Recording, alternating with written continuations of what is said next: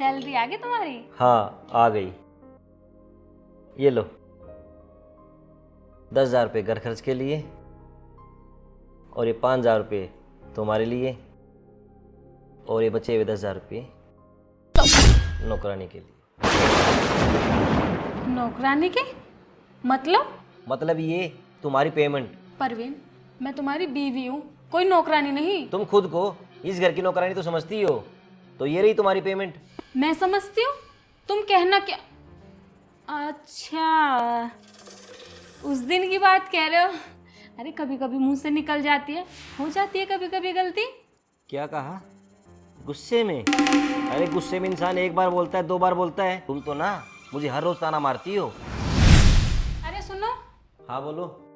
वो मैं कह रही थी शाम को आते टाइम राशन ले आना। ठीक है, ले तब आऊँगा। और हाँ, जरा अपनी माँ को भी समझा देना, कभी मुझे चाय दे दे, कभी मुझे पानी दे दे, कभी दवाई ला के दे दे। अरे नौकरानी हूँ क्या मैं इस घर की, जो उनके सारे दिन आगे पीछे घूमते रहो?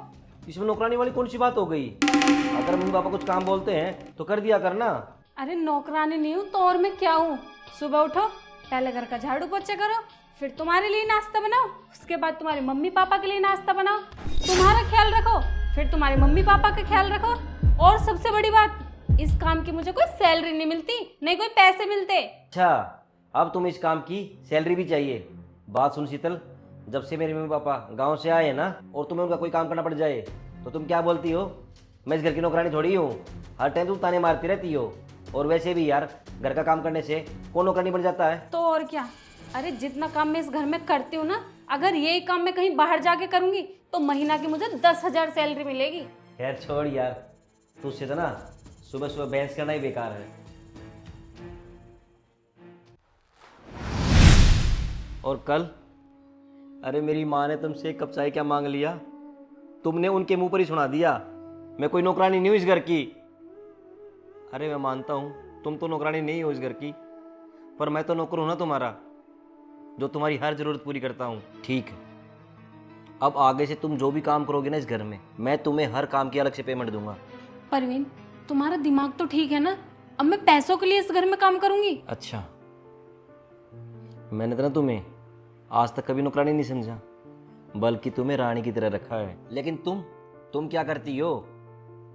जब भी मेरे मम्मी पापा गांव से आते हैं ना, तो तुम उनके लिए थोड़ा बहुत काम कर दोगी। तो इसका मतलब ये नहीं है कि तुम नौकरानी हो, ना कोई बाहर से आई हुई लड़की जो पैसों के लिए काम करती है।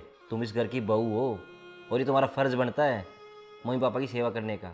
हाँ तो परवीन, ये थोड़ी नहीं है कि 24 घंटे मैं तुम्हारे माँ बाप की सेवा करती रहूँ, उनका ही काम करती रहूँ। अरे मेरी भी लाइफ है, मेरे भी खुद के कुछ काम है। अरे जैसे मैं बाहर जॉब करता हूँ, कभी कभार तो ना और टाइम भी करता हूँ, तो उसका मतलब ये नहीं है कि मैं इस घर का नौकर हुआ।